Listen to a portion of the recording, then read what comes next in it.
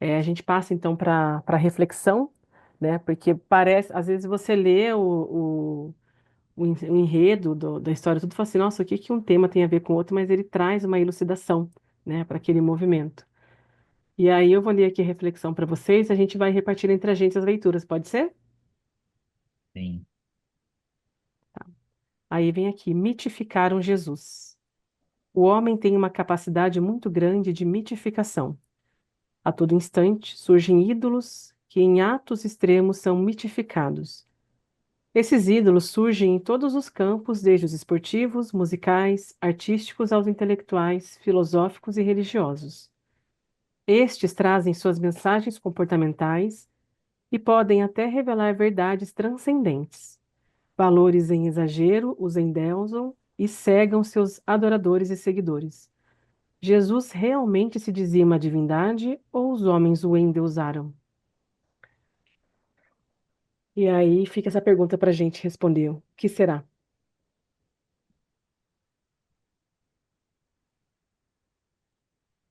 Eu acho que a leitura em si, né, foi até um recurso usado aí, acho que pelo Carlos, numa das aulas.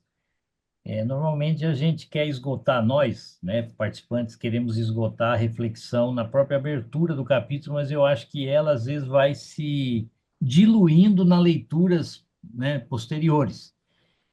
Mas, assim, num primeiros astrás, eu acho que, ou os homens que o endeusaram, eu tenho a impressão que não, né? Acho que dá para ele não é Deus para nós, né, humanos. Acho que ele é um ser até a nossa imagem, ou sei lá, um ser humano que justamente veio para nos dar exemplo. Então não sei, mas fica aí Quando a a minha. gente, quando a gente lê, né, essa introdução, ela traz uma questão muito importante para a gente, porque eu acredito que a maioria das pessoas que estão aqui, ou as pessoas que acabam estudando a filosofia, elas vêm de uma veia religiosa, aonde já me foi apresentado um Jesus que já tem toda uma história que foi colocado ali daquela forma por várias religiões. Então, quando eu o vejo, dependendo da situação que eu o vejo como um Deus. Dependendo como ele se vê como alguém que veio até aqui para nos mostrar um melhor caminho na sua evolução. Conforme a gente vai se esclarecendo, vai nos permitindo. Mas percebemos que a humanidade o enxerga dessa forma. Então, o tema, no caso, né, a leitura que a gente vai prosseguir, ela traz essa questão dessa pergunta do mitos, né? O que seria o mitos, por exemplo? O que que seria o logos, que já vimos, né? Nos estudos passados a respeito da filosofia dentro de si, e hoje a gente tem a possibilidade de explanar isso no nosso cotidiano, né? Com as nossas vivências nesse entendimento, mas trazendo toda essa bagagem que tivemos nesses 4 anos aí de estudo, né? Para entendimento desse movimento, né? Que chega. Quem pode ler a introdução, por favor? Eu Vou leio. ler. Ops. Posso ler? O Tati quer ler? Ok. Introdução. Este capítulo tem por finalidade esclarecer e aprofundar nossos conhecimentos nos conceitos de religião, religiosidade, mito e sagrado, a fim de que possamos entender melhor o que e como professamos a nossa crença. O entendimento de tais conceitos nos fará compreender melhor o que Jesus queria dizer com o, entre aspas, abre aspas, adorar a Deus em espírito e em verdade, fecha aspas. Neste aspecto, procuramos investigar se esse, aspas, adorar, se refere a uma entrega incondicional, impensada e mesmo sem o devido entendimento, ou se, para alcançarmos essa, aspas, verdade, teremos necessidade de uso do logos, do intelecto ou da razão. Quando Kardec se referia a, entre aspas, fé raciocinada, sua proposta conduzia, como bem diz as palavras de Jesus, não só a fé promovida do coração, mas as verdades que são adquiridas através do intelecto, pelo caminho, pelos caminhos da razão, do raciocínio e da lógica. Eu gostaria de comentar um pouquinho do seu entendimento a respeito dessa introdução.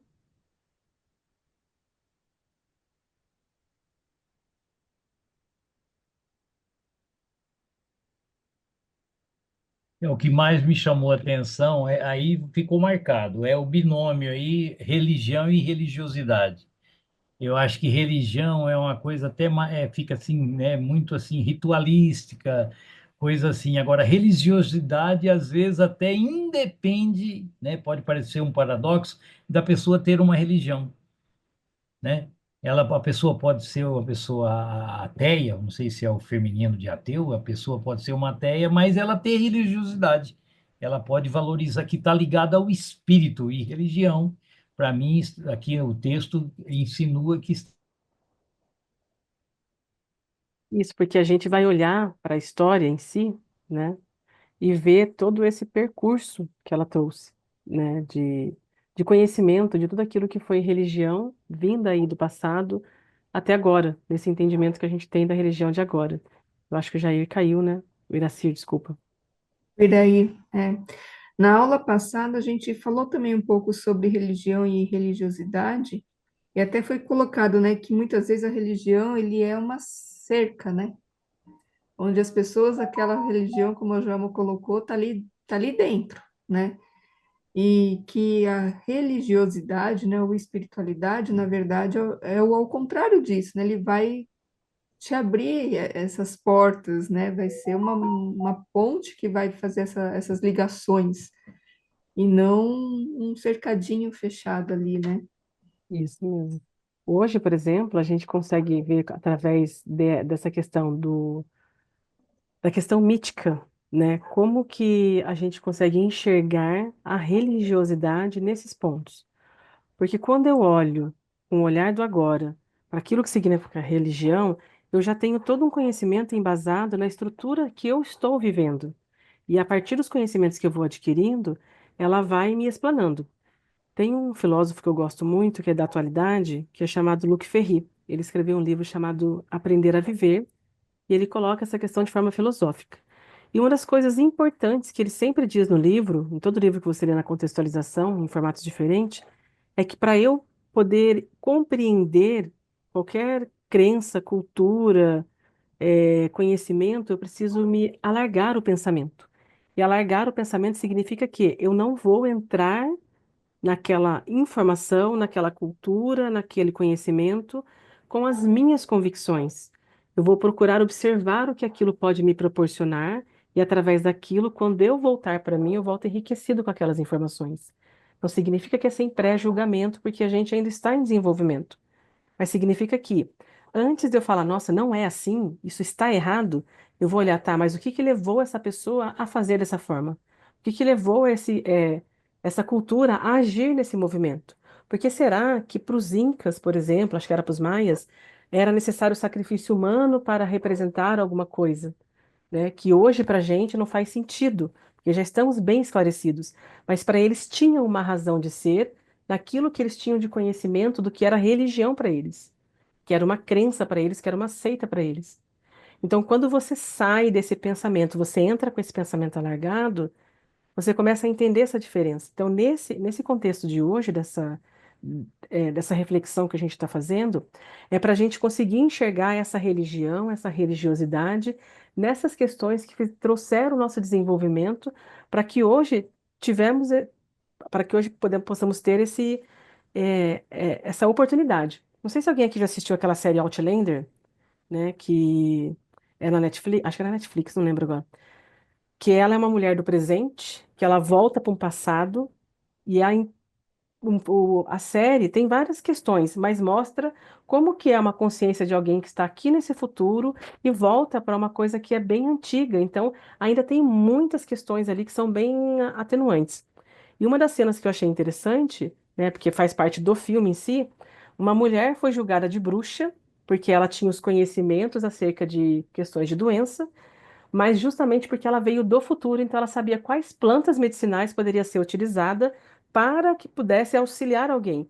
E para a igreja naquela época, qualquer coisa que você fizesse fora daquilo que estava dentro da igreja, dentro daquilo que era considerado bruxaria, então ela foi morta por conta disso, né? O que é o que a gente entende hoje, né?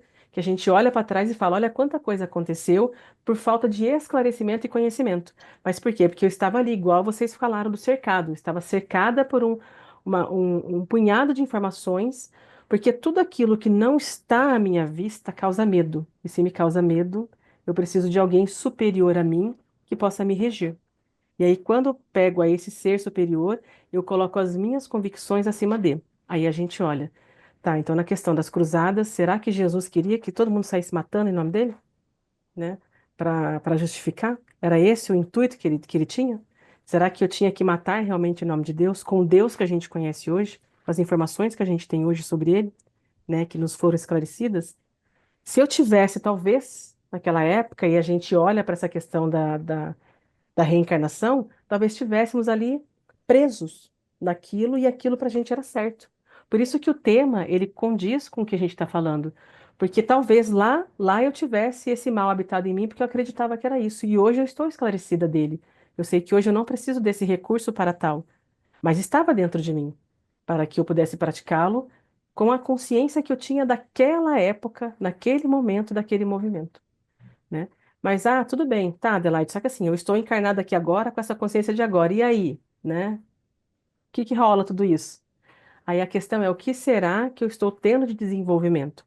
Então, hoje, com o esclarecimento dessa questão do que será que era mito, o que será que era logos, que a gente já viu, a razão, o que será que mudou para que os filósofos os pré-socráticos parassem de olhar tanto para os deuses e começassem a olhar para tudo aquilo que o universo proporcionava para eles da physis, que o físico estava trazendo mais do que aquilo que era posto pelo mitos. E aí vai se quebrando essa ruptura e eu vou percebendo que o Deus não está com raiva de mim. Aquilo é um tempo de chuva, por isso que tem raios, né? Há uma seca muito grande. Não é porque Deus quis castigar aquela terra, é porque naquele movimento estava num ambiente que era verão e de repente estava com seca e por aí vai indo. Então, tipo assim, hoje se entende, hoje a gente está esclarecido. Isso é natural para gente. Mas para quem estava vivendo naquela época, isso não era natural. Então, trazer essa informação para esclarecer essa mente, houve uma dificuldade, houve perseguições, né? Porque o medo de eu conhecer o novo faz toda a diferença. E aí a gente vê a questão do mito da caverna de Platão, né? Que enquanto eu estou ali, preso àquelas imagens na parede, aquilo para mim é o correto.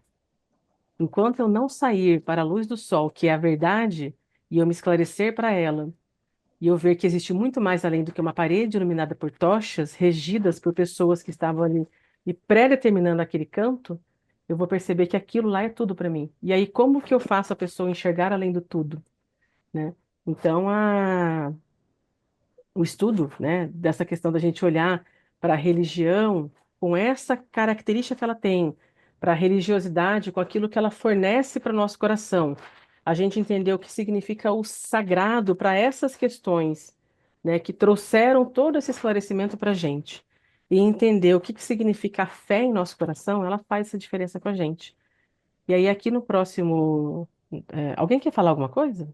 Porque, gente, eu me empolgo e esqueço que, né, que as pessoas podem falar Eu também. só, eu só queria ilustrar o seguinte: no passado, no auge das navegações, o medo era que, sendo a Terra, como era criada, quadrada, chegasse em um ponto, caísse no espaço. Até que teve um desaventurado ou um aventureiro que disse: não, vou provar que ela é redonda. Né? E saiu e chegou de um ponto ao outro. Ou seja, alguém vai ter que fazer isso. Né? Alguém vai ter que pagar o preço, talvez caro, para poder esclarecer. Ou seja, alguém tinha que sair da caverna do Platão para dizer assim: ó, lá fora tem luz.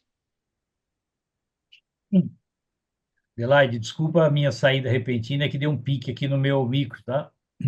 Ai, não, eu até achei que tinha te cortado, então eu peço desculpas, porque eu falei, ué, cadê ele? Cortei ele sem querer. Não, dei um pique aqui, eu retornei, tá tudo bem. Quem pode ler o capítulo 2 pra gente?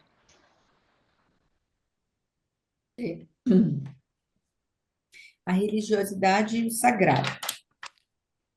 Os seres humanos percebem regularidades e sabem que não são causa delas.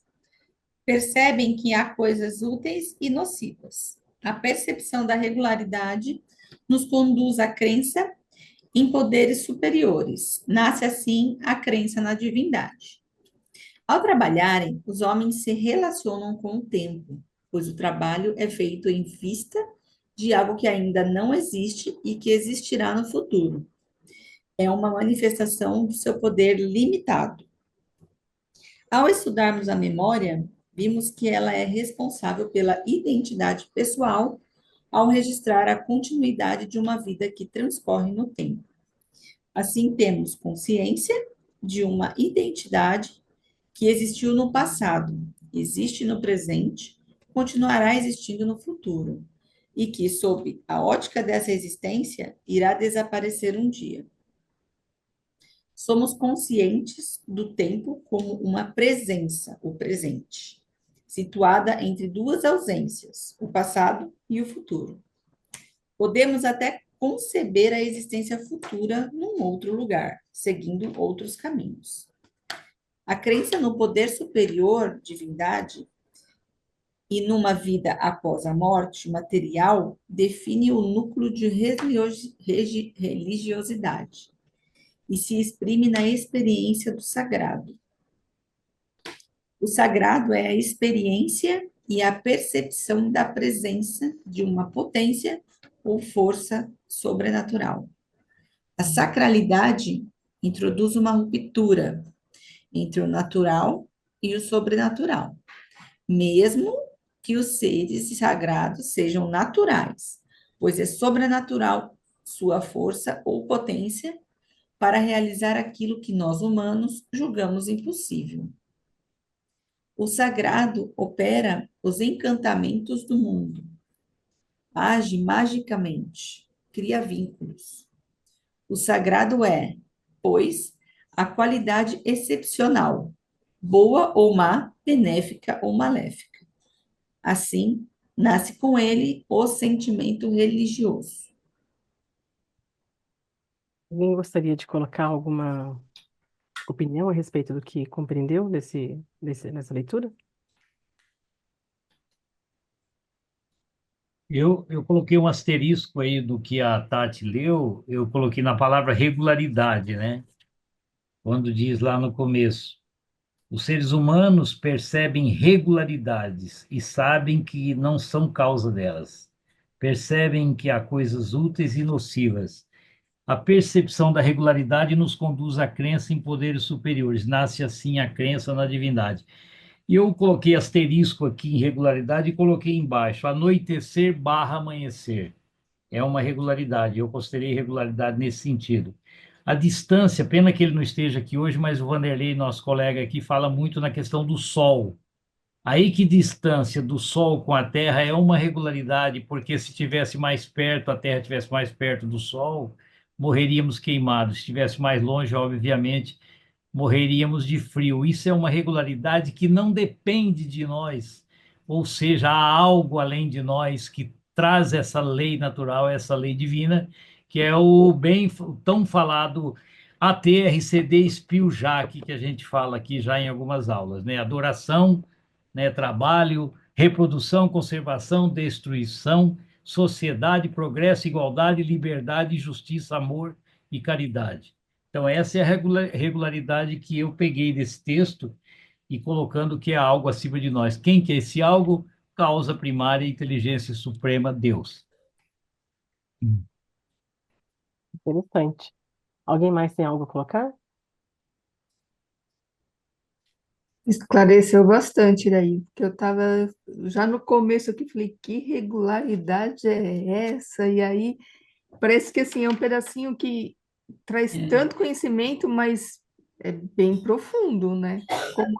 Como hoje eu não li a matéria antes, ficou difícil.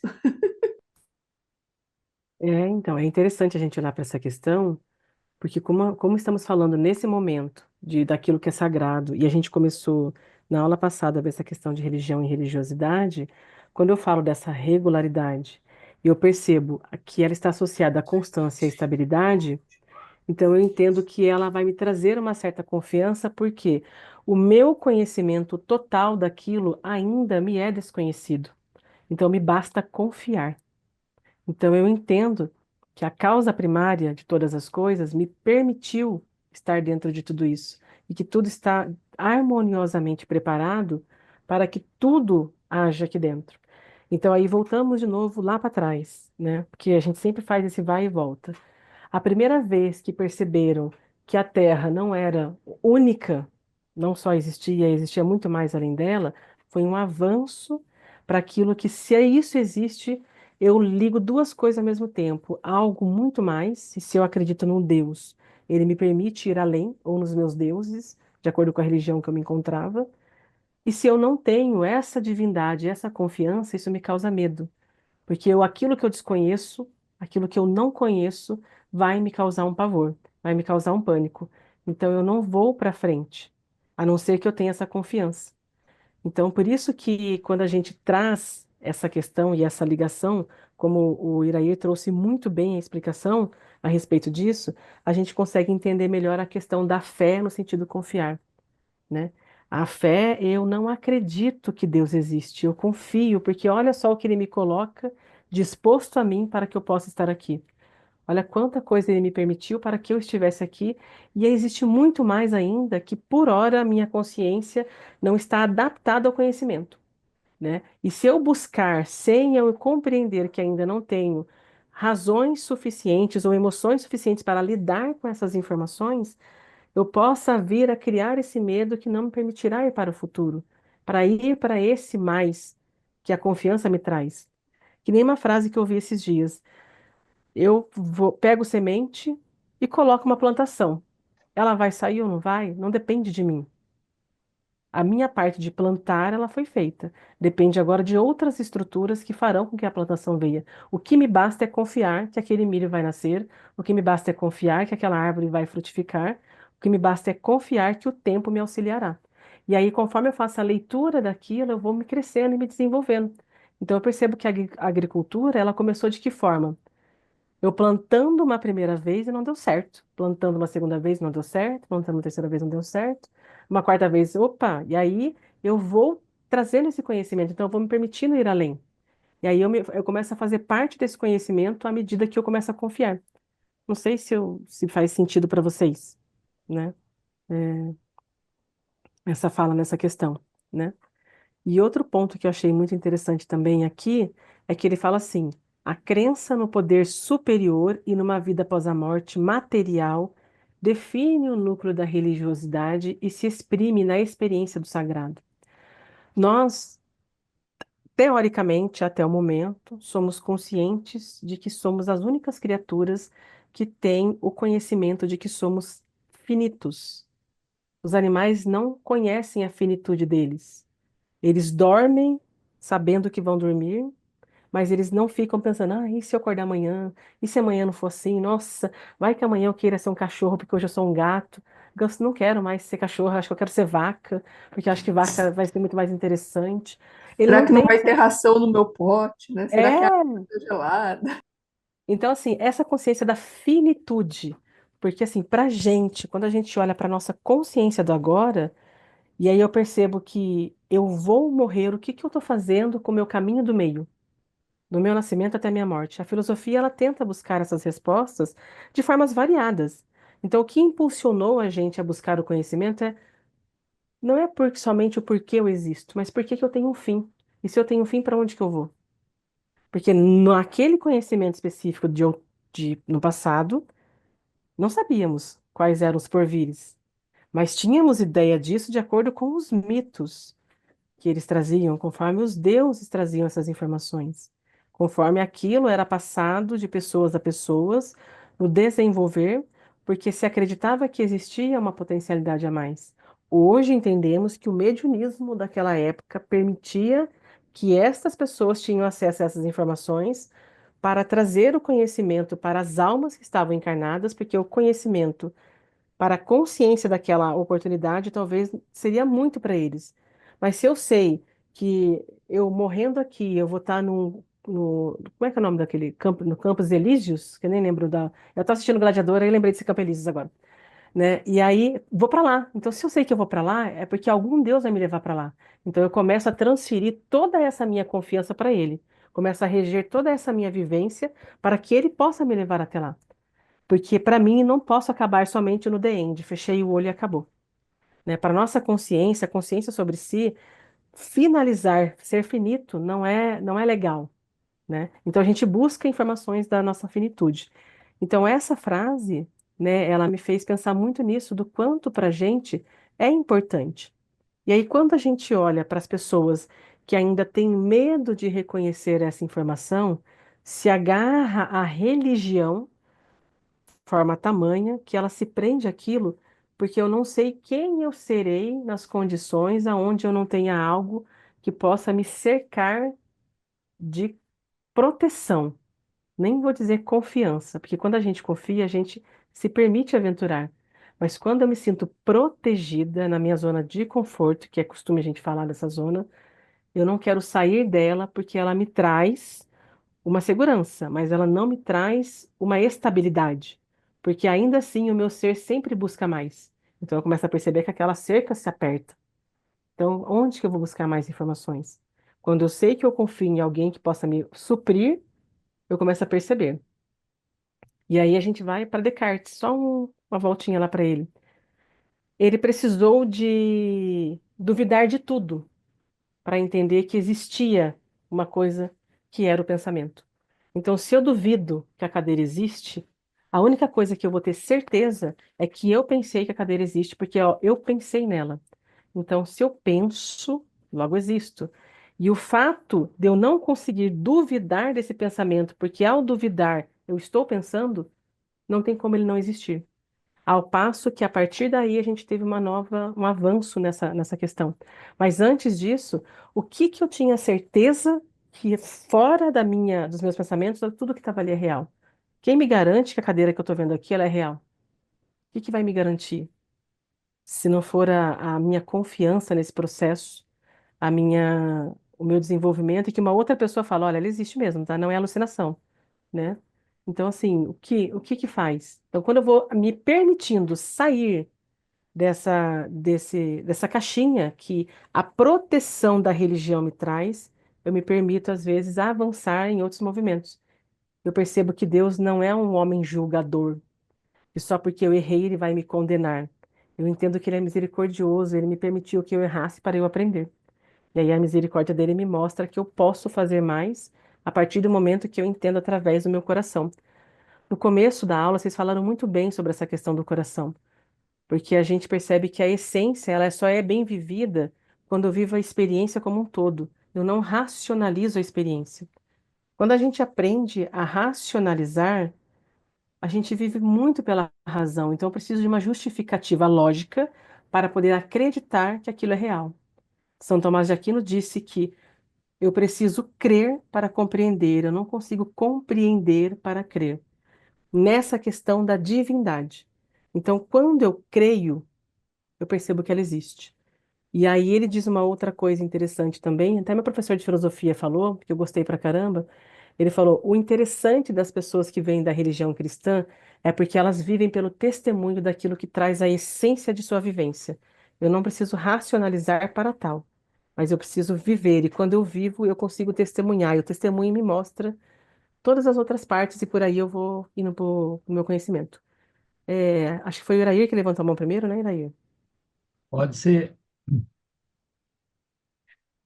Primeiro eu quero agradecer o pique que o meu micro me deu, porque deu tempo de eu emendar uma coisa que eu estava falando lá na leitura do Elmo sobre religião e religiosidade, quero amarrar com esse item que a Tati leu, sobretudo na frase o sagrado, que é um dos subitens do item, né? O sagrado, lá embaixo, no último parágrafo, a frase que eu tarjei de amarelo. O sagrado opera os encantamentos do mundo, age magicamente e cria vínculos. O sagrado é, pois, a qualidade excepcional. Eu vou ficar só com boa e excluir o má. O sagrado, para mim, é o bom. Então, eu vou contar uma experiência rapidíssima dentro do meu tempo aqui, para falar o que que é sagrado, comparando com religião e religiosidade. Eu e a Seminha estávamos dentro da igreja aqui, católica, lógico. Eu não sou católico, ela é, eu sou espírita, mas não tem problema nenhum. A Joelma falou do ecumenismo agora há pouco, no começo da aula. Então, gente, estava sendo apresentado as 4 estações de Vivaldi por um grupo aqui de Rio Preto, pelo um maestro aqui de Rio Preto, que tinha um solista que toca violino, também convidado, enfim, uma coisa linda que tocou a alma. Então, o que que eu meditei aqui no estudo desse item? Que religião é a própria, o ritual da igreja. Tinha acabado a missa, acabou a missa, nós iniciamos o evento lá, que era a apresentação das 4 estações. E olha que exemplo mágico, sem desmerecer nada do ritualismo da própria paróquia da Damasceno, aqui de Rio Preto, com o que tocou a alma com a canção. Então, eu considero que a religião seria a igreja, as portas, entra, tal, e a religiosidade foi o que a música tocou. Vi 2 ou 3 pessoas ao meu lado, e eu só não me vi porque eu não tinha um espelho, rolar uma lágrima de emoção ao ouvir as 4 estações. Isso é religiosidade. E religião é o local em que foi realizado esse evento para as pessoas. Não, só queria Legal. colocar que eu estava vendo essa semana uma live lá do professor da Nova Acrópole, e ele estava falando justamente de coisas sagradas, né? E ele disse que foi descoberto um sítio arqueológico de 11 milhões de anos atrás, na Turquia, no século passado, na década de 80, né? 70, 80. E lá descobriram um templo já, que naquela época vão dizer que o homem era um ser primitivo, né? Ele ainda estava né, caminhando para chegar um ser mais, vamos dizer, descobrindo a sementinha para plantar, enfim. E ele tinha direção para o oeste. O oeste significa o pôr do sol, a finitude. E lá naquela época eles já cultuavam o quê? O medo da morte. Mas também eles tinham esperança que o sol no outro dia ia nascer de novo. Eu achei muito interessante, né? E o sagrado sempre fez parte do ser humano, muito, né? Os gregos, né? Desde antes, né? Os mitos que foram criados, né? Deuses parecidos com o homem, que sentiam raiva, sentiam medo, sentiam amor, sentiam paixão. Então, o homem sente, e eu acho que até hoje, né? Parece que a gente tem essa necessidade, né?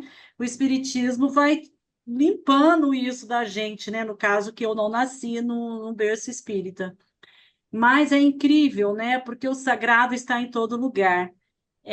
Eu gosto muito da filosofia celta, né? Quando eu estava falando lá no início, que a religião, as pessoas criaram uma cerquinha, e eu achando que o que eu creio é o certo, eu tenho que fazer você crer. Então eu destruo tudo que você acredita. E eles destruíram muita coisa dos celtas, que era um povo super moralmente evoluído. Eu estou fazendo um estudo do livro do Herculano Pires, maravilhoso, O Espírito no Tempo. Então, gente, eu estou apaixonada. Então, por isso, quanto mais eu sei, mais eu quero saber, né? E eu gosto muito de história, então, para mim, isso é muito bom. E o sagrado está no ser humano desde sempre, né? Só que a gente confunde o sagrado que está lá dentro do templo e o profano que está aqui fora. Então, quer dizer, se não está dentro do templo, você não vai lá adorar, então você está profanando, né? Então, é muito complexo isso.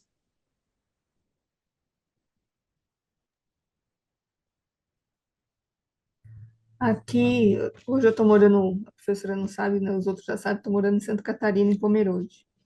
E aqui a gente pode dizer que, sei lá, 95% da população aqui são luteranos, né?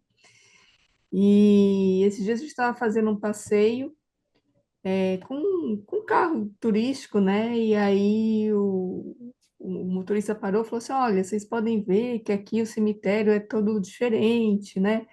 O cemitério, você vê que o túmulo ele está virado para a rua, porque ele tem que estar virado, a pessoa que está ali dentro tem que estar virada para o sol, para o nascer do sol. Então, a posição do cemitério, né, é diferente. É independente se está para a rua, se está. Não, vai estar sempre em direção ao nascer do sol.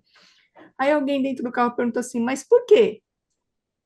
Aí ele falou assim, não me pergunte por quê. Aí eu falei, eu acho que eu tenho uma explicação lógica para isso.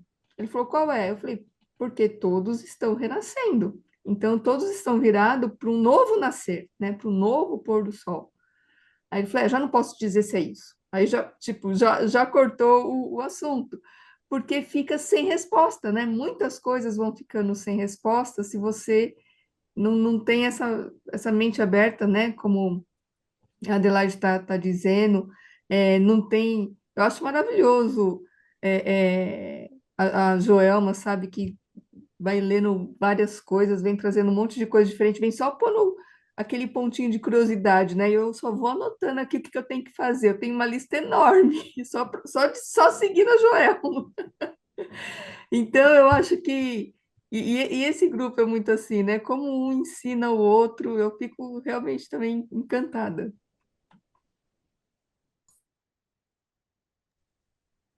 Isso é muito bom. É, conforme vocês foram falando, eu me lembrei de um trecho do Evangelho segundo o Espiritismo que relata essa questão do desenvolvimento emocional, mas aí eu vou ler aqui para vocês porque eu acho muito interessante, que é aquela Instruções dos Espíritos, né, do amar ao próximo como a si mesmo, que é a lei do amor. Ele coloca o amor se resume inteiramente à doutrina de Jesus, porque é o sentimento por excelência. E os sentimentos são os instintos elevados à altura do progresso realizado. No seu início, o homem não tem senão instintos. Mais avançado e corrompido, só tem sensações. Mais instruídos e purificados têm sentimentos, e o ponto delicado do sentimento é o amor.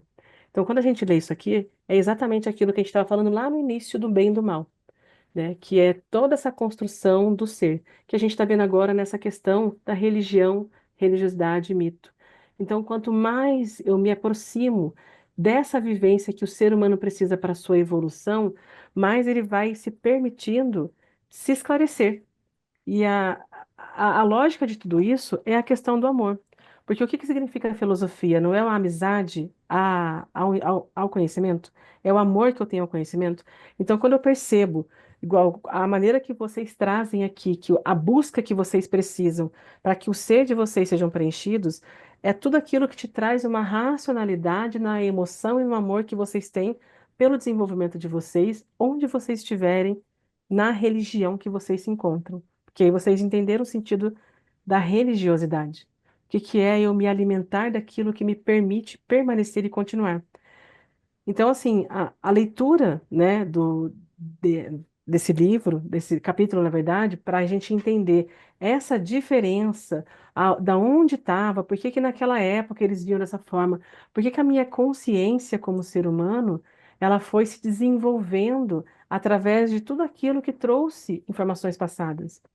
Eu lembro que acho que foi semana retrasada, eu fui lá no Jefa fazer uma aula do Santo Agostinho, por isso que Santo Agostinho está muito fresco na minha cabeça, né?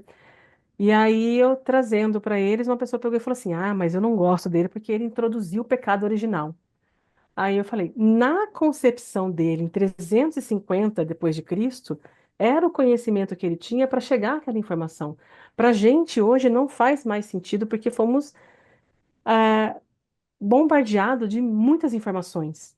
E ele foi bombardeado das informações que ele tinha para aquela época. Quando ele foi conhecendo tudo que ele tinha, ele chegou e falou: quando a gente olha hoje, com todas as filosofias que a gente pode alcançar nesse movimento para que possa mostrar para o meu eu o quanto é importante eu avançar para a minha evolução, seja ela em qual religião eu estiver, ela vai me trazer esse benefício.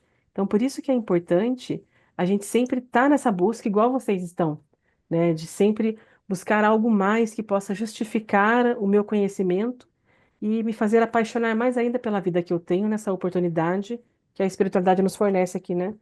Essa querida escola que é o nosso planeta Terra. Mas vamos continuar aqui porque eu me empolgo, gente, então me desculpa.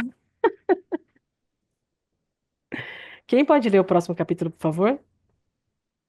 Eu posso ler. 2:3 A religião e a origem do homem. A religião é o religare.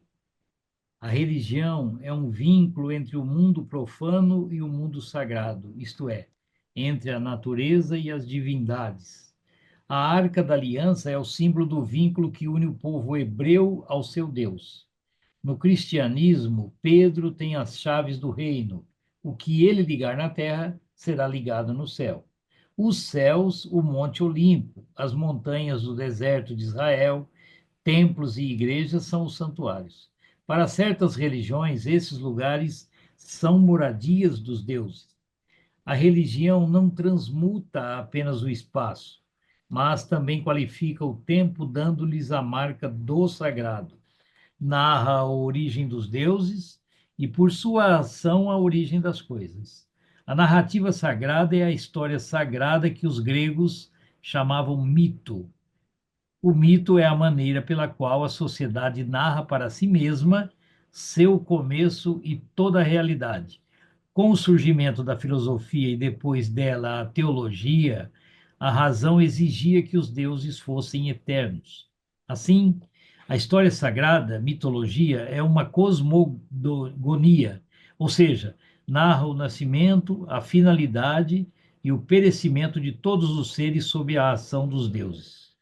Embora a narrativa sagrada religiosa seja uma explicação para a ordem natural, ela não se dirige ao intelecto do crente, mas se endereça ao coração deles. Desperta emoções e sentimentos de admiração, espanto, medo, esperança, amor e ódio. Pelo fato de se dirigir às paixões, a religião lhe pede só uma coisa: a fé, ou seja, a confiança e a adesão plena ao que lhe foi manifestada como ação da divindade. A narrativa sagrada tem sua lógica e, via de regra, está voltada para o aspecto moral, apresentando uma finalidade prática sujeita à vontade da divindade.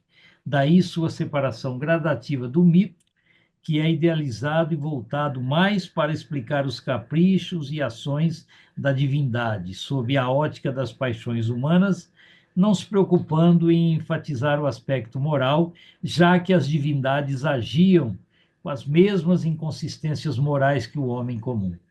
A religião é crença e não saber. A tentativa de transformar a religião em saber racional se chama teologia. Alguém gostaria de fazer algum comentário?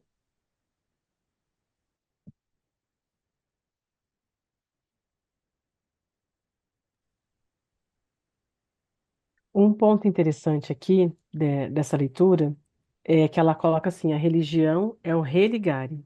A religião é um vínculo entre o mundo profano e o mundo sagrado, isto é, entre a natureza e as divindades. Quando a gente fala da questão do mundo profano, a gente fala de tudo aquilo que é natural, que está aqui, nessa natureza. Então, assim, tudo que é a essência da natureza. E quando a gente diz o sagrado, é tudo aquilo que é a essência dos deuses, do sagrado, da divindade. Então, quando as pessoas falam, vivemos em dois mundos, mundos profanos e mundos sagrados. O que está acontecendo nesse meu mundo de agora que está me fazendo buscar algo que saia dele para que eu possa me desenvolver, para que eu possa sair desta dor? Porque quando eu olho lá para trás, de novo, voltamos um pouquinho no tempo, qual que era o intuito maior que a religião tinha para a época, medieval, né? Sabemos que assim existia muita miséria, eram poucas as pessoas que eram abastadas, né?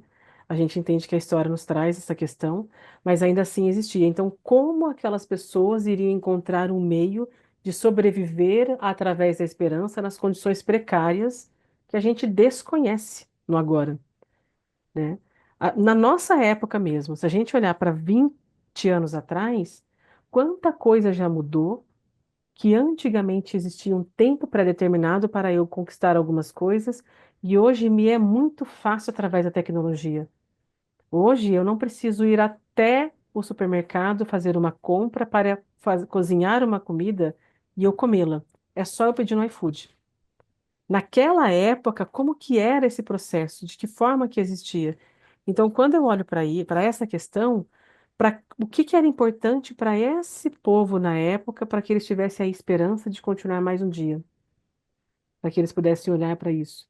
Então, aquele mundo profano era um mundo desgastado, porque as paixões, quando a gente está no movimento onde todas as nossas boas energias são desgastadas pelas adversidades, o que me sobra é aquilo que eu vou gastar com meus pensamentos negativos. Então, se eu não me elevo com as informações, com a religião, eu não consigo dar continuidade de. Tem acho que vocês já ouviram falar do Viktor Frankl. Ele escreveu, ele fala, ele tem na psicologia, acho que é a logotomia, né, que é a teoria dos sentidos, ou seja, é, ele deixa bem claro que a nossa vida, para ter sentido, ela tem que ter um propósito. Se eu não tenho propósito, ela não tem sentido. E ele chegou até esse pensamento por quê? Porque ele passou pelo campo de concentração. Então, no campo de concentração, ele via os judeus fazendo de tudo para que pudesse sobreviver, porque eles precisavam contar a história deles, naquele local onde eles passaram por adversidades que a gente desconhece.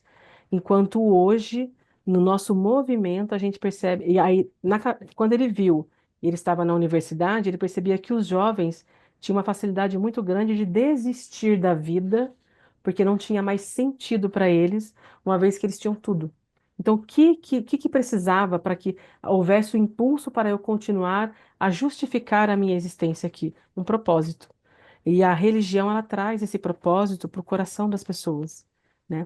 Então, quando eu racionalizo demais sobre ela, eu não consigo enxergar esse sentido porque a razão me toma conta por inteiro. Mas quando a razão se torna o ser, ela me leva a algo mais, ela me traz essa diferença, né? Ela me traz essa verdadeira. Então, às vezes eu consigo, acho que no começo alguém falou que a espiritualidade está em todas as religiões, em todos os movimentos. Ela está até às vezes naquele que não acredita em nada, mas ainda assim ele acredita numa força interior que está aqui dentro dele que o impulsiona a entender que até eu chegar ao meu final do dia hoje, eu ainda tenho oportunidade de viver bem. E amanhã será um novo dia. Mas eu deixo de acreditar naquilo que é do futuro, que é da religião, que por aí vai. Faz sentido para vocês? Sim. O Adelaide, faz sentido sim, e quando você fala assim, ó, que naquela época, né, naquela miséria em que eles viviam, então eles precisavam realmente de algo para que eles pudessem acreditar, pudessem se transportar, né, se melhorar aquela sua situação. Hoje a gente não mudou, a gente só mudou as misérias, né? Quais são as misérias? Mas estamos ainda no mesmo barco, né? Sim. E o que você trouxe foi interessante, porque as nossas misérias, elas são mais ligadas às nossas emoções do que à falta de recurso, né? Porque recurso temos. Tem muitas pessoas que não têm recurso, obviamente, porque assim, se a gente olha para a questão da humanidade, eu ainda estou naquele negócio que eu preciso ter. Então eu tiro de você para que eu tenha. Então não há uma igualdade para que todos possam ter. Vai faltar, mas ainda assim, eu que tenho os meus recursos, ainda sinto falta de alguma coisa. O que será que acontece com o meu coração para ele estar vazio num ambiente cheio de oportunidades, né? Que é isso que Viktor Frankl traz nessa questão de um propósito, né? Nessa vivência que ele teve. Pode falar, Joelma. Tá no Rapidinho aqui mudo. que o meu cachorro está latindo. Na verdade, a gente tem que ter muito cuidado com essa religião, com esse religare, né? Naquela época, houve pessoas que aproveitavam da miséria, né? Dessa miséria, dessa fragilidade das pessoas para impor, né? Inclusive o cristianismo nasceu, né? Em cima disso também cresceu, vamos dizer assim, não nasceu. Mas hoje em dia existe muito isso, né? Então, hoje a gente vê, sem citar, mas assim, muitas pessoas que têm uma vida miserável, né? Uma fragilidade emocional, e tem pessoas que aproveitam disso, e muito. Então, assim, nós estamos falando lá da Idade Média, né? Mas olha só, em pleno século XXI, nós ainda temos, né, muito isso, né? Então, eu acho que a gente tem que ter esse olhar, realmente, como você falou, e muito cuidado com essa religião, né? Com esse cercadinho que nós já conversamos, né, Patrícia? Você trouxe um ponto muito bom, interessante, Jama, porque a gente volta no tema. Porque é exatamente isso que ele diz, né? Dessa questão desse ver, né? Desse mal. Ou seja, o mal que ainda habita em mim é o que eu vejo nos outros. O mal que eu ainda percebo. Então, o prejudicar o outro é porque eu quero, eu mereço, eu preciso. Quando eu utilizo essas três frases somente para mim, eu não coloco nós precisamos, nós queremos e nós teremos, né, nos dificulta a sempre a olhar. Então, quando a gente olha lá para trás, nessa época antiga, a gente percebe que as pessoas, elas tinham uma vivência e elas eram muito mais facilmente enganadas por aqueles outros, porque eles se viam na oportunidade da fragilidade humana e da consciência e da falta de esclarecimento. Porque a gente entende que a retenção do conhecimento era muito importante para aquela época, porque uma mente liberta significa rebelião. Então, eu não posso ter uma mente liberta, né? Então, se eu trago para uma coletividade de hoje todo o ensinamento de uma vida, né? Se eu educo essa pessoa, ela pode ir além daquilo que eu estou oferecendo para ela. Então, eu preciso aprisioná-la. Porque se eu aprisionar, eu coloco no meu cercadinho, ela vai estar aqui da onde eu preciso, porque o que ela me traz de recursos me é importante, sejam recursos emocionais, recursos naturais e por aí vai indo. Então, quando a gente se percebe longe não é longe no sentido de distância, mas eu percebo que o meu conhecimento está me levando a algo mais além do cercado, eu começo a perceber essa diferença e todo esse movimento. E realmente, esse cuidado a gente tem que ter, porque aqui a gente tem a oportunidade de falar aquilo que a gente tem de conhecimento, explanar aquilo que a gente fala, e ainda não há a crítica em cima disso, porque sabemos que estamos aqui para um diálogo esclarecedor, cada um nas suas convicções, mas entendendo que tudo isso aqui nos traz uma oportunidade melhor de visualizar aquilo que eu estou aprendendo hoje. Mas o que a gente conversa aqui, se a gente leva para alguém que está ainda dentro desse cercado, é um absurdo, né? Você está fazendo com que eu veja que a minha religião é um problema e não uma salvação. E eu preciso dela para me salvar, e eu não percebo que eu estou amarrado.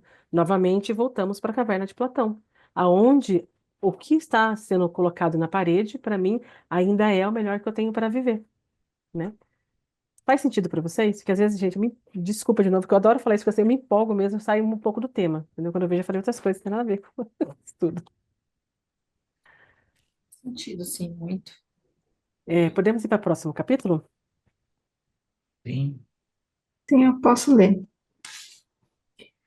Ritos e objetos simbólicos. O rito é uma cerimônia em que gestos determinados, palavras determinadas, objetos determinados, pessoas determinadas e emoções determinadas adquirem o poder misterioso de presentificar o laço entre humanos e a divindade. Para agradecer dons e benefícios, para suplicar novos dons e benefícios, para lembrar a bondade dos deuses, para exorcizar a cólera dos deuses quando os humanos transgridem as leis sagradas, as cerimônias ritualísticas são extremamente importantes e têm uma grande variedade de formas. A sua repetição minuciosa e perfeita, tal como foi praticada a primeira vez, é relevante na obtenção dos resultados. A religião não sacraliza apenas o espaço e o tempo, mas também os seres e os objetos do mundo que se tornam símbolos.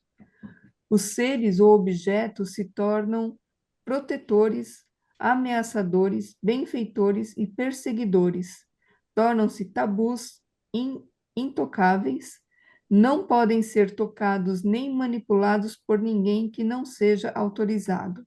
Assim, o pão e o vinho, para os cristãos, ritualisticamente só podem ser consumidos sob condição muito determinadas. A religião tende a aumentar o campo simbólico, transformando objetos em tabus. A figuração do sagrado se faz por emblemas, assim a cruz, a meia-lua, o castiçal. Alguém gostaria de fazer algum comentário?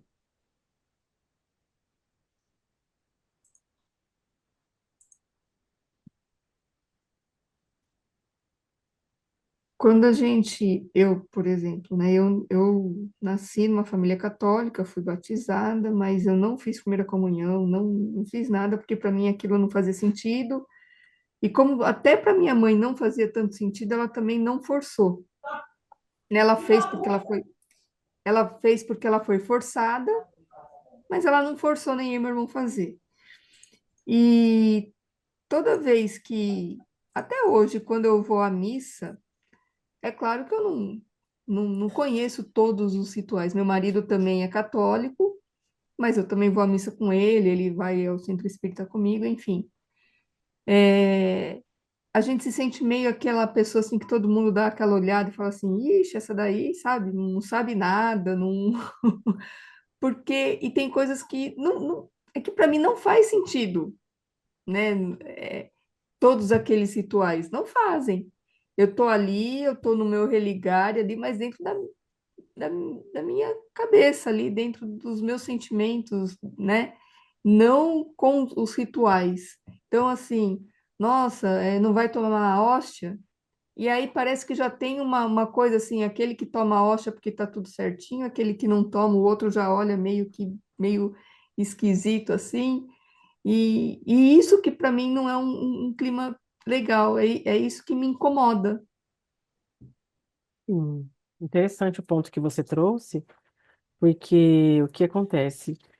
Às vezes eu não consigo olhar pela essência do movimento. Então eu preciso trazer que coisas externas justifiquem a minha fé, porque eu não vejo ela como confiança. Eu vejo ela ainda como crença, como acreditar. Então eu torno aquilo que está ao lado de fora sagrado para que eu possa me aproximar dele, porque eu ainda não o sinto dentro de mim, né? A grosso modo. Então, quando a gente vai, por exemplo, né? Eu fui católica durante 35 anos da minha vida, né? E eu cheguei até a ser ministra da comunhão e tudo mais. E eu sempre questionei o porquê de algumas coisas e a essência de tudo isso. A gente sabe que o conhecimento pelo conhecimento, sem ele ter um sentido para a gente, ele não traz benefícios para o nosso coração. Ele só traz quando a gente começa a vivenciá-los através dele. Então, quando a gente percebe que tudo está além daquilo que é objetal, né? Ou seja, o objeto está fora de mim, é porque eu ainda não me sinto pertencente a ele, eu me coloco à distância. Aquela questão do pecado, do pecador, do erro, do errado. Isso a gente traz como herança do cristianismo quando ele foi mudado, e isso é uma herança do Santo Agostinho, do pecado original, entendeu? Porque não temos essa proximidade. Então você imagina pegar isso há mais de 1.500 anos, porque acho que foi em 300 que ele passou essa informação, e isso veio se perpetuando desde lá até hoje. Então, para eu mudar, sair dessa condição, entender que eu não sou pecador, eu estou aprendendo, eu estou me desenvolvendo, e a espiritualidade está aqui para me auxiliar nesse desenvolver, seja a espiritualidade o movimento que tiver. Porque a filosofia, por exemplo, ela pode ser um meio de salvação. Mas se eu olho o ritual como oportunidade de salvação, quem é ateu, quem está fora daquilo que eu acredito, não vai ser salvo. Então, se você não vai ser salvo, você tá fora. Você tá fora, já era. Tchau pra você. Eu vou estar lá, bonito, rezando por você. Você vai estar lá, sabe-se lá em qual religião você se encontra. Então, quando a gente olha para essa questão dos ritos e objetos simbólicos, é muito importante isso. A gente às vezes carrega, né, uma correntinha que a gente coloca assim como proteção, e aí eu transfiro aquilo. Então, quando eu não saio de casa sem isso daqui, porque se eu sair de casa, eu vou estar desprotegida. Aí, coincidentemente, acontece alguma coisa, pronto, foi porque eu não saí. Eu transfiro. Será que porque eu esqueci alguma coisa, eu não olhei racionalmente para todo o movimento? Então, quando eu começo a ter esse despertar que a gente tem de olhar isso para fora e perceber que vai além de, é diferente.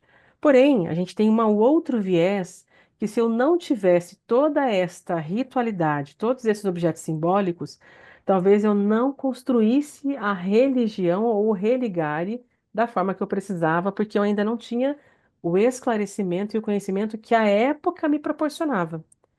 Então, com o esclarecimento de hoje, eu entendo que vai além de, mas para uma época passada, onde eu precisava dessa questão em específico para o meu desenvolvimento, talvez para o meu se aproximar deste religar que vai transformar o meu ser, o objeto me vai ser proporcional a isso.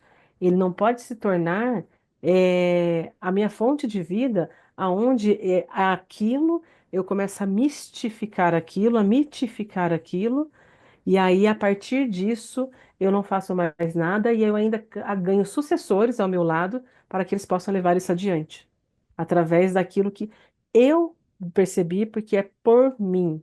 Eu precisava daquilo e os outros vão precisar juntos. Vocês só serão salvos se vocês me seguirem. E essa questão de salvação não é questão de liberdade, é questão de aprisionamento racional, aprisionamento emocional, né? Pode falar, Iraí. Amarrando essa sua fala com o que a Patrícia falou, eu fiz uma autocrítica rápida aqui e acho que você tem razão, porque ao invés da gente, eu falo isso porque quando eu fui nesse evento que eu falei das 4 estações, quando eu cheguei com a Seminha, minha esposa, ela falou, já acabou a missa.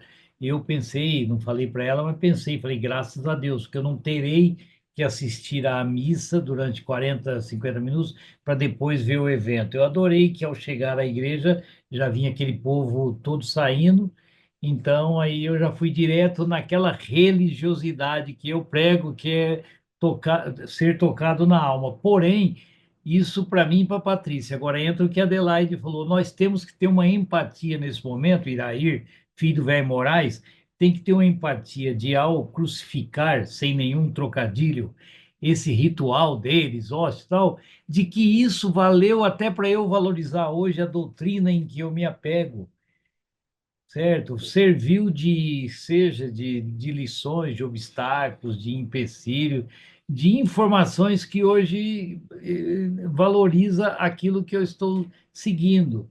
Mas não posso deixar de ser ecumênico e entender também o ritual deles, que também não deixa de ser sagrado, o castiçal, aqui você disse, né, a meia-lua, o castiçal e a cruz, né? Nesse sentido. Serviu, inclusive, para gente não se sentir fazendo parte, né? E por isso, então, ir procurar o que nos atendia, né?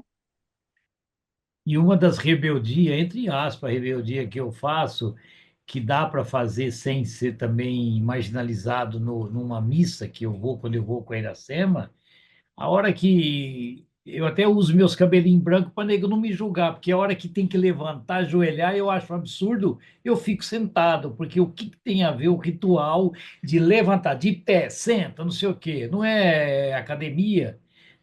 Sentado também é um religare, uma forma, então, mas eu faço empatia. Quando eu aí penso assim, vou ajoelhar, vou fazer uma concessão. Legal. Podemos passar para o próximo?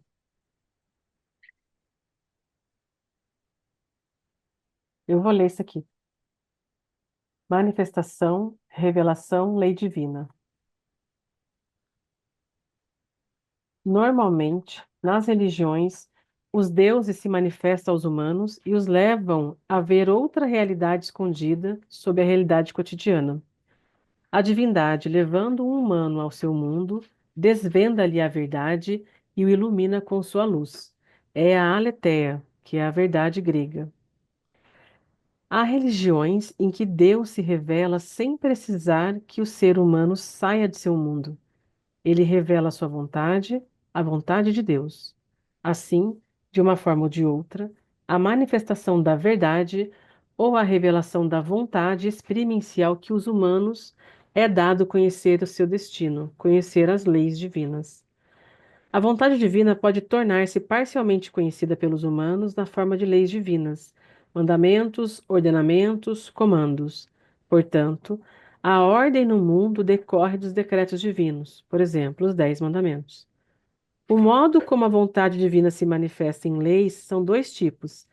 A divindade usa intermediários para revelar as leis, o profeta, que está constantemente relembrando a lei. Outro modo é aquele que utiliza um tipo especial de intermediários, os videntes que interpretam os enigmas divinos, as pitonisas. Aqui eu achei interessante que ele trouxe, porque a gente lembra muito bem de Sócrates quando a gente fala sobre a pitonisa, né? Porque o amigo dele, Xenofonte, acho que foi Xenofonte mesmo, foi até lá, né, no oráculo de Delfos, conversou com uma, acho que foi com, eu esqueci agora, acho que foi Capitanisa mesmo, não lembro agora. E ao perguntar para ela quem era o homem mais sábio, ela fala Sócrates. Ele desce com a informação até Sócrates, Sócrates fala assim, pô, peraí, tem certeza disso? Vamos investigar. Se ele não fizesse essa pergunta, tem certeza disso? Vou filosofar para poder descobrir se realmente o que ela trouxe como informação de que eu sou o mais sábio realmente é, teríamos o conhecimento do que Sócrates trouxe? Se ele se permitisse ir por aquilo que uma divindade falou? Ou que veio através da divindade, através de uma vidente? Então, quando a gente para pensar nessa questão de racionalidade com a crença, né, a gente percebe que a investigação ela provém porque há uma necessidade de uma dúvida para o meu desenvolvimento. Eu não posso somente crer, somente dar a intermédio disso. Se isso se revelou até mim, isto é a totalidade de. Não há questionamento. Então, se não há questionamento, se perpetua essa verdade, né? Mas aí, se eu preciso de entender de que forma que ela veio a concepção de, isso traz um outro viés, né? Então, por isso que é importante a gente sempre ter esse olhar, ter esse conhecimento a respeito das religiões. Então, quando eu vou falar sobre uma religião hinduísta, o que será que fez com que ela tivesse todo esse movimento? O que será que fez com que ela se propagasse tanto aos corações daqueles que lá estavam? Então, quando a gente estuda, a gente consegue compreender essa cultura. Quando eu olho quanto o cristianismo se propagou e ele se desenvolveu de uma forma tão rápida, o que o levou a buscar tudo isso? E por que será que eu precisava que as leis fossem impostas para que eu pudesse reger alguma coisa? E hoje eu percebo que as leis não são imposições, são orientações. Então, se são orientações, está a parte da minha escolha fazer. Não que eu vá ser condenado a, ou crucificado a, ou apedrejado a, né? Por conta de ter ideias que vai para além de, né? Então, nesse sentido, a gente aqui pensando um pouco mais, indo além, né?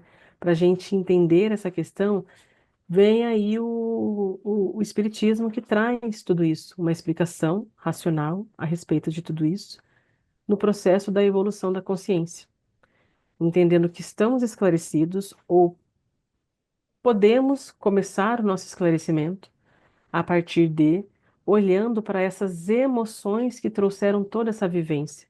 O quanto foi importante todo esse caminho até aqui.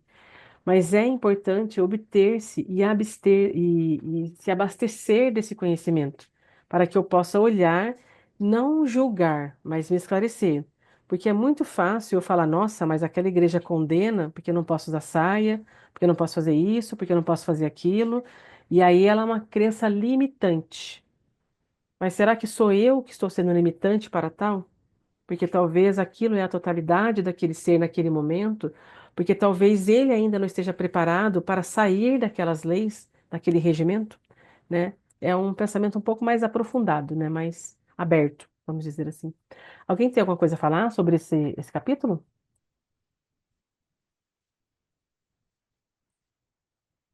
Vamos passar para o próximo, então.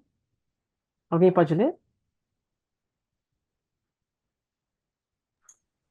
Eu posso ler. 2.6. Pós-morte, salvação, milenarismo. Como é a imortalidade? Algumas religiões afirmam que o corpo apresenta outro ente, feito de outra matéria que permanece após a morte. Assim, o corpo mortal é habitado por uma entidade chamada espírito, alma, sopro. Nas religiões de encantamento, antiga Grécia, África e América, o ente fica habitando a terra sob as diferentes formas de natureza. Em outras, o espírito irá para o mundo divino, desfrutando de suas delícias. Porém, se suas faltas forem tantas, sua imagem vagará pelas trevas, sem repouso e sem descanso. Nas religiões de salvação, como é o caso do judaísmo, cristianismo e islamismo, A obra da salvação é realizada por um enviado de Deus. As religiões de salvação são messiânicas, coletivas. O povo de Deus, será salvo pela lei e pelo enviado divino. O milenarismo é próprio das religiões de salvação. É a esperança da felicidade perene no mundo, quando, após sofrimentos profundos, os seres humanos forem regenerados, purificados e libertos pela divindade. O milenarismo é, portanto, a crença num reino de 1000 anos que acontecem o preparo do fim do mundo, ao qual se inicia a vida eterna dos eleitos de Deus. Antecede, né?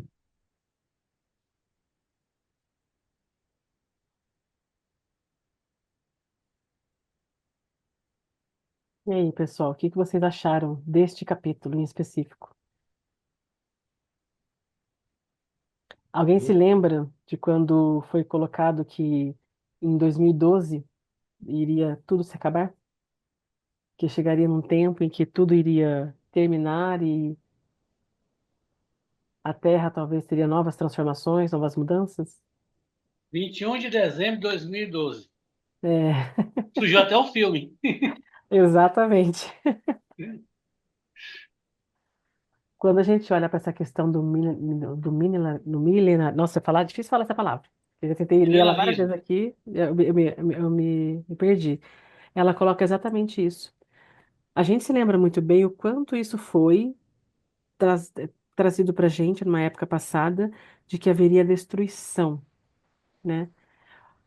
Porque essa questão eu sempre lembro do meu pai que ele fala do fim do mundo, né? Então, o fim do mundo chegará quando o milênio vir, e haverá destruição. Então, a gente pensa numa questão de destruição em massa, daquilo que aconteceu em eras que dizimou uma certa quantidade e novas espécies surgiram. Ou dizimou uma quantidade X e a evolução da espécie depende daquilo que cada um traz, né, de suas informações. E a gente percebe que essa mudança ela não é catastrófica, dessa forma com que a gente espera, né? Acabou-se tudo e começa-se algo novo. Então, fim, the end, né?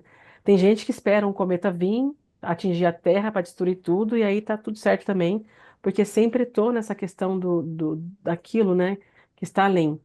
Então, quando a gente olha para essa questão, né, que é o pós-morte, a salvação e essa questão dos que os milênios trazem de renovação, eu olho para a questão do ser humano na sua finitude, mais uma vez, né? Aí eu volto de novo a Luc Ferry, porque ele fala no livro dele que, assim, as religiões, elas trazem a salvação contida nelas. Ou seja, você só se salva se você estiver numa religião. Se você não estiver, você não será salvo. Mas e as pessoas que não têm religião? Aí ele coloca assim, e os filósofos, né? Como que eu vou dizer que essa pessoa não vai se salvar? Quer dizer, então, que só porque ela se abstém de conhecimento, ela é uma pessoa que se perdeu?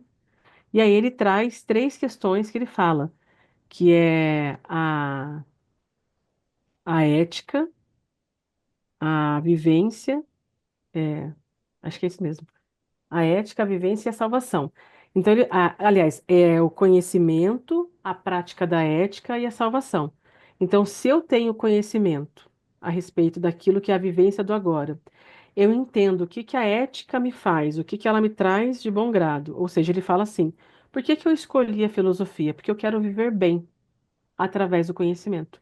Então, eu vou praticar aquilo que ela me traz.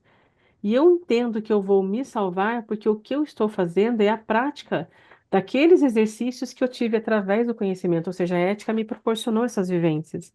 Então, não significa que só porque eu não tenho uma religião, regras, condutas, mandamentos, como a gente viu anteriormente, que eu não vou me salvar. Então, existe uma pós-salvação, né? E ela traz esse desenvolvimento. E aí a gente se pergunta, para a gente agora, o que será que vai acontecer quando chegar nos anos 3000, né? Será que agora, com o conhecimento que a gente tem, a gente acha que tudo vai ser destruído? Vai vir uma catástrofe? Vai acontecer algo que vai consumir o planeta de tal forma com que ele passe por uma regeneração? Ou ela vai ser gradual, como a gente percebe, né? Nessa questão toda. que vocês acham? Eu acho que a regeneração é o somatório da reforma íntima de cada um de nós. Então não tem finitude para acabar o mundo. A finitude está em nós e ainda com digamos assim, o alento de sabermos que voltaremos infinitas vezes que forem necessárias para atingir essa regeneração que aqui o texto traz necessariamente dentro de 1000 anos, coisa assim. Né? Eu acho que dá para pegar só a palavra regeneração, jogar para a nossa doutrina e entender que é cada um de nós que se regenera em busca de um alcance coletivo, né? Isso é muito legal que você trouxe. Porque quando a gente olha para esse esclarecimento que a gente tem, né, a gente percebe que nós espíritas não somos detentores do conhecimento. A espiritualidade nos dá a oportunidade de conhecer para que possamos nos esclarecer e, através de nosso esclarecimento, possamos esclarecer aqueles que estão ao nosso lado, sem julgamento, sem proselitismo, somente pela vivência, somente por aquilo que ela me faz bem, né, que ela me oportuniza. Então, quando eu olho, talvez, para uma religião católica, e ali tem um católico que vivencia com essa mesma potencialidade que a doutrina dos Espíritos me oferece, com essa vivência que ele entende do esclarecimento, que não é só religioso, né, do religião, mas ele entende que é o religar dessa perpetualidade que Jesus nos trouxe. Uma coisa que eu achei interessante, que eu lembrei agora, que meu professor trouxe para a gente assim na aula. Ele falou assim, gente, muitas pessoas elas são influenciadas pelo cristianismo sem saber que elas são influenciadas pelo cristianismo. A prova disso é a forma como ela enxerga as virtudes. Porque antes de Cristo, as virtudes eram enxergadas de uma forma, né? O homem virtuoso não era o homem de bem como a gente conhece. O homem virtuoso era aquilo que ele era de excelente naquilo que ele fazia, né? Então, as virtudes deles eram essas. E aí Sócrates ainda complementava que ele poderia ser muito bom naquilo, mas se ele tivesse a piedade ao lado dele, a bondade e a justiça, ele poderia ser muito mais, né, do que ele pudesse oferecer. E quando a gente olha para a questão daquilo que Jesus traz de virtuoso, que está muito mais além daquilo que eu possa fazer com a excelência dos meus atributos, mas eu faço mais além de, eu percebo que é isso. Então eu percebo que a bondade está em não em eu ser excelente no que eu sou, mas eu transformar essa excelência para que o outro possa ser excelente também, sabendo que o que vai movimentar é a compassividade, né? É a compaixão, mesmo eu não sendo um bom carpinteiro, eu posso ajudar ele, e aí, através dessa carpintaria, nós dois chegaremos a um ambiente, porque eu não estou usando ela como virtude de, mas uma oportunidade de, né? Pode falar, Joelma. Rapidinho, né? Pegando o gancho que você falou aí, o livro 2000 anos tem uma parte que a mulher do puto chega e para a serva dela, Ana, né, e trata ela de igual para igual. E o Lúpius vendo aquilo, acha aquilo um horror, porque o romano não pode ser bom, né, ser de igual para igual com o seu servo, né? Então, naquela época, tinha que ser, era orgulho, né? Então, ele não teria orgulho, né, se tivesse tratando o outro de igual para igual. Olha como que nós evoluímos. Exatamente. E aí, como o professor fala isso, gente, é uma herança do cristianismo que trouxe para gente, mesmo que você às vezes repudia o cristão. Você fala para ele, ai, os cristãos fizeram isso, mas essa herança de Cristo, quando ele trouxe todo esse movimento, nos faz perceber isso de uma outra virtude. Então, eu acho muito interessante essa questão. Já está dando já 21h18, então, só para a gente não perder tudo, que tem bastante coisa para ler ainda, a gente pode passar para o próximo capítulo? Sim. É, quem Próximo pode item. Quem pode ler, por favor? Eu posso ler. Tá bom, obrigada. 2.7. A finalidade da religião e críticas. O sagrado dá significação ao espaço, ao tempo e aos seres que nele nascem, vivem e morrem. O sagrado, se transformando em religião, confere a ela as seguintes finalidades: proteger os seres humanos contra o medo da natureza, dar aos homens um acesso à verdade do mundo, encontrando explicações para a origem, a forma, a vida e a morte. oferecer aos humanos a esperança de vida após morte, oferecer consolo aos aflitos, dando-lhes uma explicação para as dores físicas e psíquicas, garantir respeito às normas, às regras e aos valores da moralidade estabelecidas pela sociedade. As primeiras críticas à religião partiram dos filósofos pré-socráticos sobre o politeísmo e o antropomorfismo de seus deuses. Outra crítica partiu de Epicuro e foi reforçada posteriormente por Lucrécio. Segundo eles, a religião é fabulação ilusória nascida do medo, da morte e dos fenômenos naturais. Spinoza critica a superstição.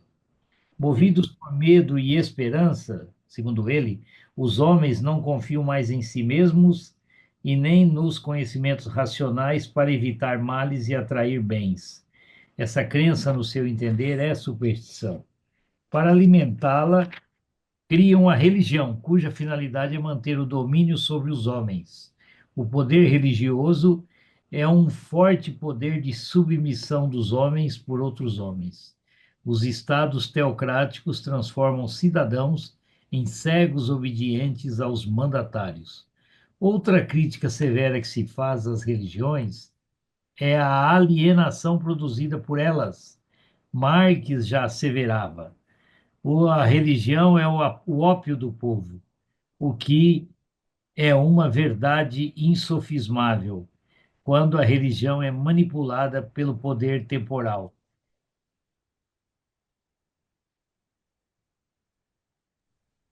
Alguém gostaria de fazer algum comentário?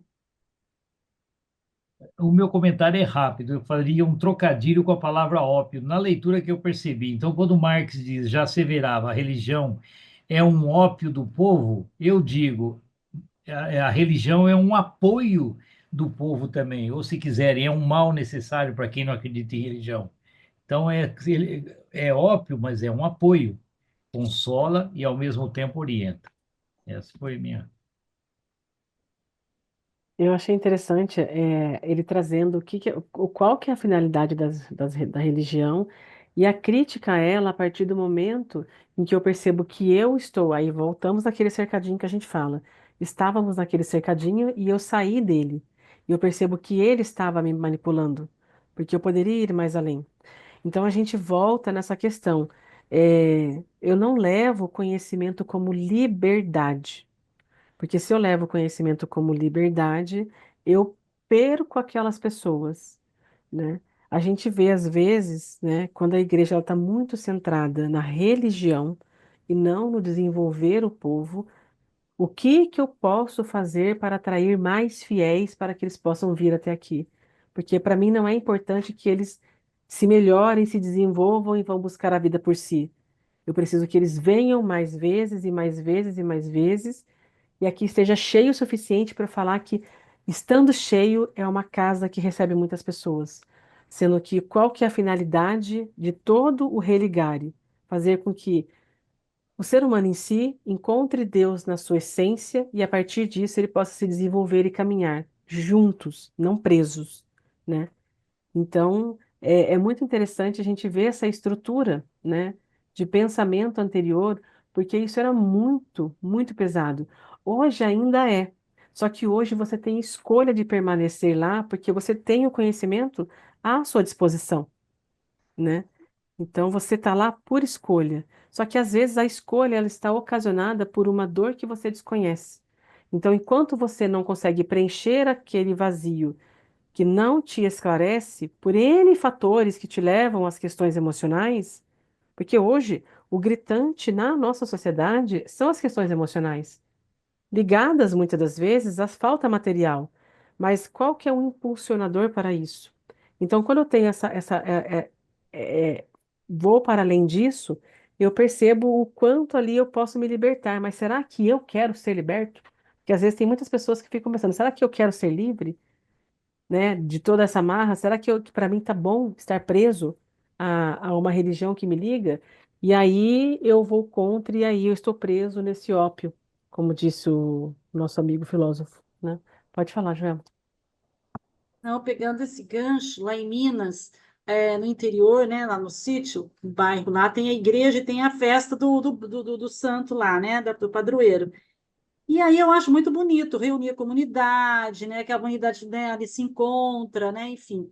Mas a finalidade é assim, igual eu lembrei, porque você vai ter que ter muita gente. Quanto mais gente, mais lucro, né? Se a festa rendeu ano passado 50 mil, esse ano ela tem que render 100. Aí eles ficam atrás dos festeiros, eles ficam atrás do povo. O bingo, para custar R$ 1, não tem que ser três, tem que ser R$ 4. Então, assim, é triste você ver isso, né? Igual você falou, qual é a finalidade de estar ali? Seria o quê? O aprendizado, o que que Jesus colocou, né? Hoje eu tenho mais essa visão, né? Que eu acho que eu ia no rebanho também, né? Antes. Legal. Vamos então passar para o próximo, porque tem mais 2 capítulos só. Vai faltar só 5 minutinhos para acabar a aula. Acabar a aula.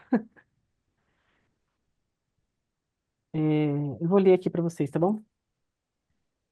Mito e razão.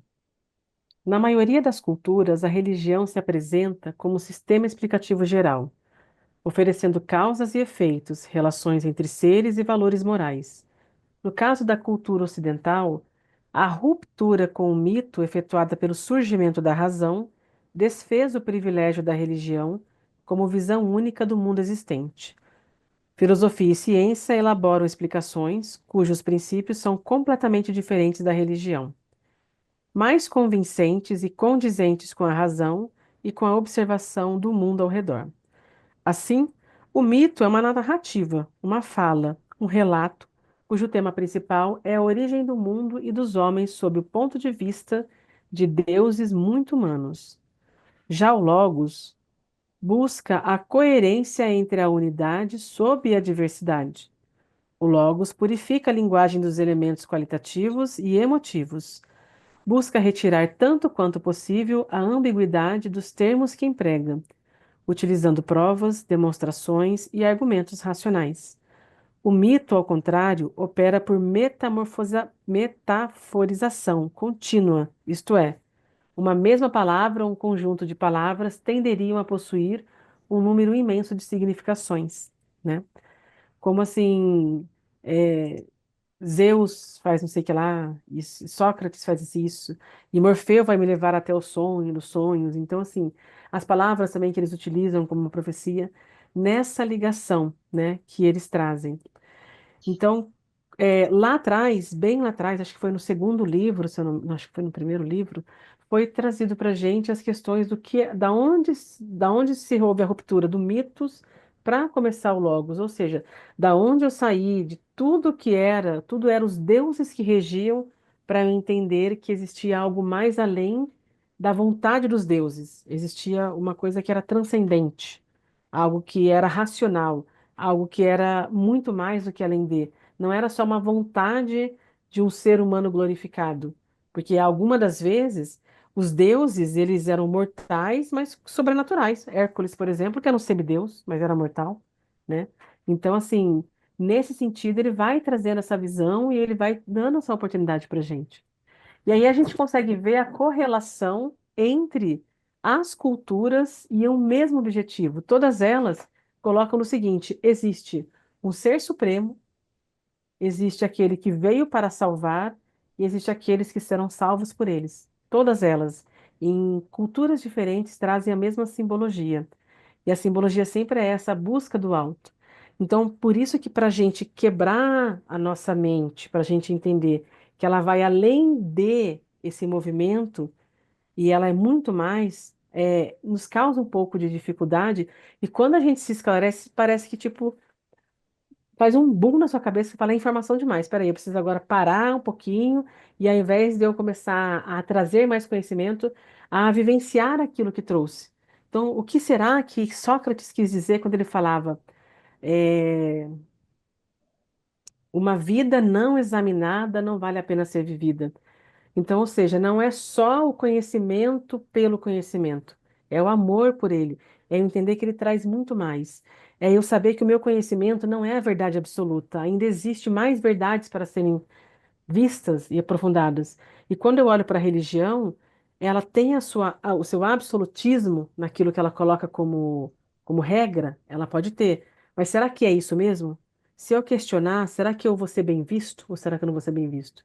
Se hoje eu estiver numa casa espírita e eu questionar algumas coisas que para alguém é absoluto, será que ela vai entender que tem que sair dessa questão para ir para o racional?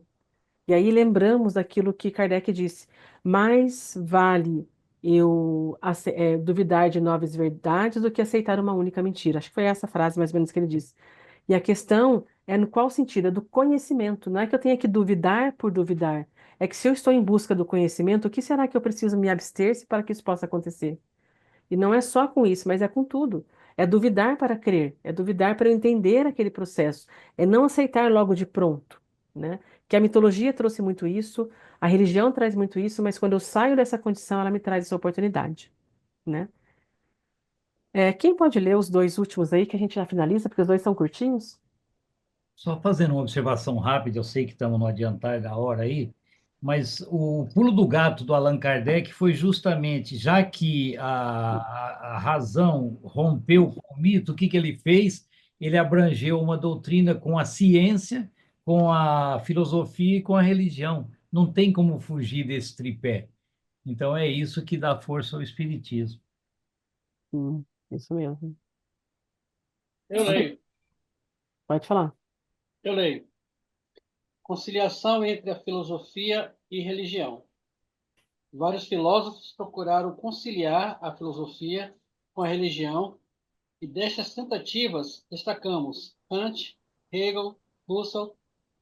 Concluíram, porém, que a consciência pode relacionar-se com o mundo de várias maneiras, tais como senso comum, a ciência, a filosofia, as artes, a religião, de sorte que não há oposição nem exclusão entre elas, mas diferença. Isso significa que a oposição só surgirá quando a consciência, estando em uma atitude, pretende relacionar-se com o mundo utilizando significações e práticas de outra atitude. Lê a conclusão? Pode ler. Conclusão. Ao homem lhe foi dado o cérebro e o coração, a razão e os sentimentos, a ânsia do conhecimento e a fé. Portanto, a adoração a Deus, citada por Jesus, não se trata de uma fé cega sem a utilização dos recursos por Deus disponibilizados, mas sim de uma veneração pelo entendimento da sabedoria divina existente na criação. Com isto, o homem busca assemelhar a divindade e com ela participar dessa obra grandiosa e sublime. Muito interessante, né, gente? E não sei se vocês já leram esse livro Convite à Filosofia, da Marilena Chauí. Ele é bastante explicativo e elucidativo, né? Assim como esse livro que eu falei para vocês, que é o Aprender a Viver de Luc Ferry, que ele traz também dessa forma toda essa questão e ele passa por todas as visões religiosas, mas trazendo para o nosso agora, que facilita a nossa compreensão. Alguém gostaria de fazer mais algum comentário?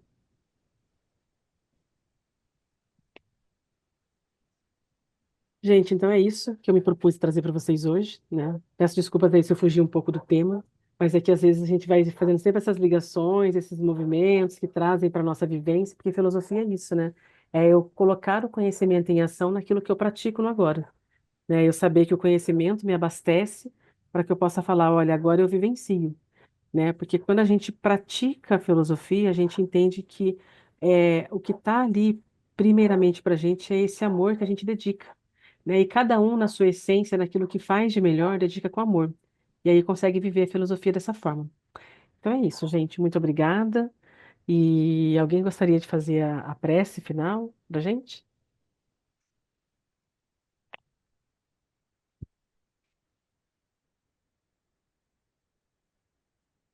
Posso fazer, não li nada, né? Não estou podendo ler ainda, eu estou controlando. Então, Essencial, vamos lá. invisível aos olhos. É, Fale com os olhos da alma. Hein? então, vamos silenciando os nossos pensamentos, calmando o nosso coração e elevando o nosso pensamento ao Mestre Maior, e enchendo o nosso coração de gratidão. Gratidão por esta aula, gratidão por todo esse conhecimento que a Adélia trouxe, gratidão por podermos, nessa segunda-feira, estarmos juntos novamente. E com esse sentimento de amor, vamos também pedir a Jesus que abençoe todos nós, a nossa família, as pessoas que amamos e conhecemos, que abençoe o nosso planeta, que precisa de tanto amor, de paz, principalmente neste momento que nós estamos caminhando aí para o advento. Que Jesus possa encher os nossos corações durante a semana e que nós possamos estarmos novamente na próxima semana abertos a novos conhecimentos. Que assim seja, graças a Deus. Graças a Deus. Pessoal, muito obrigada Até por semana que Obrigada. vem. e até Obrigada, Dela. Foi a maravilhoso. próxima. Pessoal, obrigada. Tchau. Obrigada, gente. Até mais. Valeu, pessoal. Um Abraço. abraço.